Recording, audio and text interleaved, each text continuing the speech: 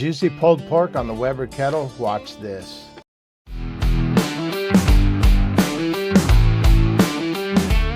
Today I'm cooking a pork butt on the Weber Kettle. I'll show you how to prep it, season it, set it up on the grill, and cook it low and slow until it's juicy, tender, and easy to pull apart.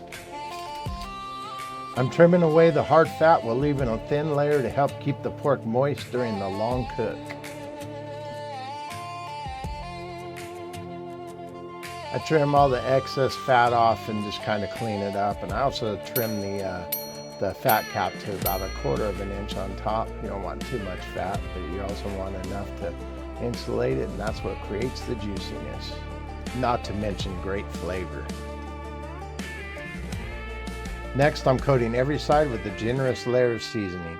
Today I'll be using some of our KBsbbqSeasonings seasoning along with our regular barbecue rub, and follow that up with our honey barbecue rub.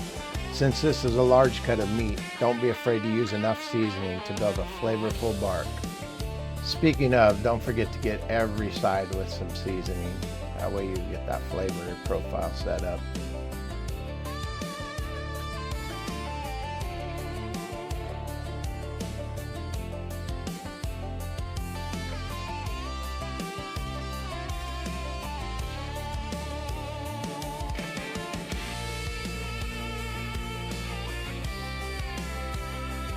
While the seasoning starts to work into the meat, I'll get the Weber Kettle set up for indirect cooking with charcoal on one side and a few wood chunks for smoky flavor.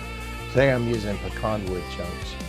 I'll also be adding a water pan with 1/4 of an inch or so of water to help with moisture. The pork butts have enough fat that I doubt it would dry out, so the water pan is just precautionary. Next, I'll take about 10 or 12 pieces of charcoal and put it into this charcoal stack and light it up, and once they get nice and hot, I'll pour them in on one end of the charcoal bed.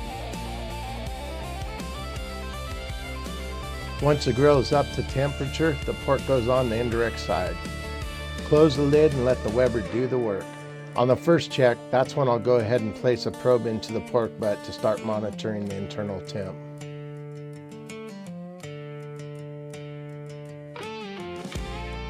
This is a low and slow cook, so patience is key.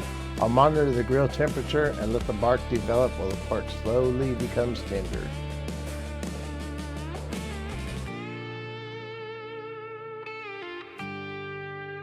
I continue to monitor the temp, and once it reaches between 165 and 170, she's all ready to be taken off and wrapped up. Today I'll be wrapping this in aluminum foil. You could put some moisture in here, like some sort of beef or chicken stock. I chose not to put anything in it. I think it'll be just fine, just like this. We're wrapping it up. Once it's all wrapped up, I'll return it to the kettle and we'll cook it till it's probe tender.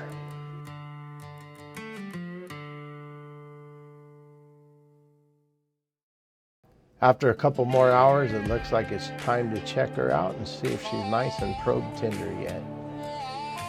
Oh yeah, she's tender. After wrapping her up in a towel and putting her in a cooler for a couple hours, it's time to unwrap and see how she did. Look at that bark. Nice, beautiful bark. Here comes a real test. Let's see how that bone slides out. Like it slides right out. Bone is perfectly clean. She's ready to be pulled.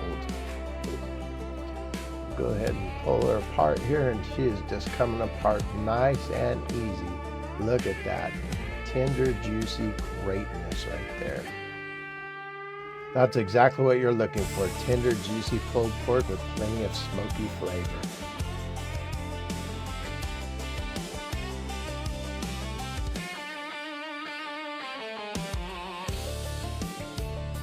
Now it's time to start building the sandwich.